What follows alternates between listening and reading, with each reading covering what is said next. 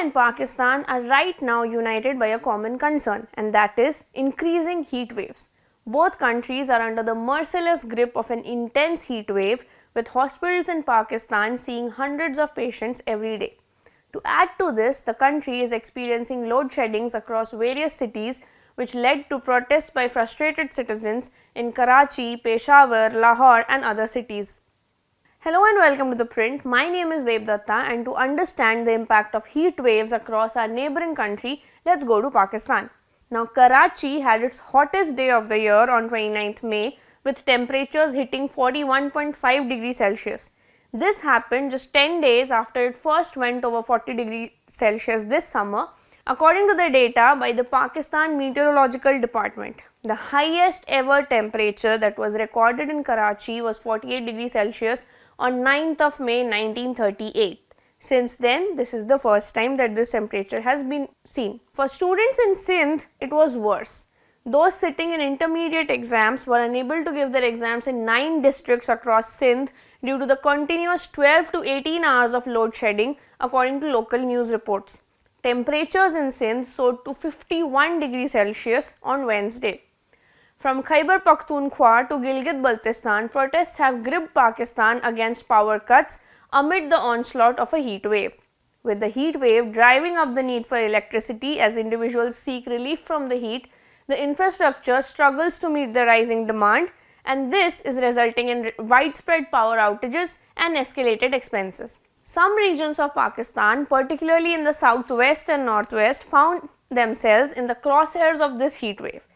Now, quite similar to New Delhi, the town of Mohenjo-daro in Sindh has found itself in the spotlight as temperatures soared to unprecedented levels, recording a high of 52.2 degrees Celsius over the last 24 hours. In Punjab, which is Pakistan's largest province by population, around 26 million students were affected when the government decided to start the summer break early by 1 week due to the increasing heat waves. Frustrated citizens across Pakistan protested against prolonged electricity outages amid scorching temperatures. Demonstrations erupted in cities like Karachi and Peshawar, with residents facing severe hardship due to the lack of power. In Karachi's Golimar region, protesters blocked roads for over 2 hours and caused significant traffic congestion. In Khyber's Landi Kotal district, protesters stormed a grid station demanding an end to the 20-hour-long power cut. Similar protests occurred in the Chilas area of Gilgit-Baltistan, where traders observed a shutter-down strike. In Balochistan's Nasirabad and Usta Muhammad, protesters took to the street against a 12-hour load shedding by burning tires and blocking highways.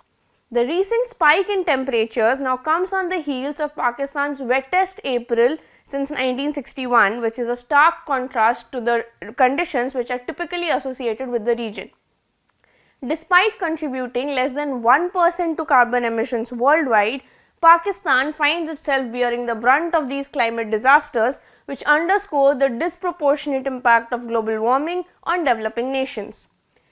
In 2017, Pakistan witnessed its highest temperature on record, reaching a scorching 54 degrees Celsius in the city of Turbat, which is located in the southwestern province of Balochistan. According to Sardar Sarfaraz, who is the chief meteorologist at the Pakistan Meteorological Department, this temperature ranked as the second hottest in Asia and the 4th highest in the world.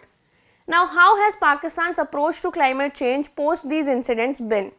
The Global Climate Risk Index, which assesses countries' susceptibility to climate change, ranks Pakistan in the 5th number.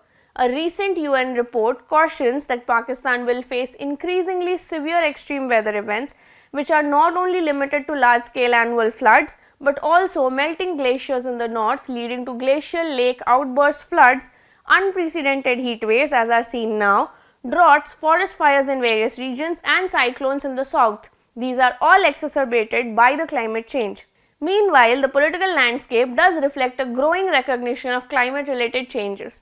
The Pakistan Muslim League Nawaz or PMLN and the Pakistan People's Party or PPP, which are led by Nawaz Sharif and Bilawal Bhutto Zardari respectively, in their manifestos had emphasized on climate change issues and had proposed numerous mitigation and adaptation measures. For example, the PMLN's manifesto outlined steps under building a climate resilient Pakistan, while the PPP's manifesto featured a dedicated chapter which was titled Green New Deal Climate Resilient Futures. Even PTI, or Pakistan's Tehreek-e-Insaf Party, which is led by jailed leader Imran Khan, too had reiterated the party's commitment to environmental initiatives such as the Billion Tree Tsunami under the Green Growth Initiative. Earlier in July 2023, before a caretaker administration took over in August, Pakistan's outgoing government had approved a national adaptation plan which had outlined strategies to address climate change challenges. Meanwhile, in all of this, Pakistanis are finding respite from the heat wave using humor. Social media was flooded with memes, and one Twitter user shared a picture with the caption, "If everyone loves the moon, it is obvious that the sun will be jealous, and that is why we now suffer with a temperature of 40 degrees Celsius."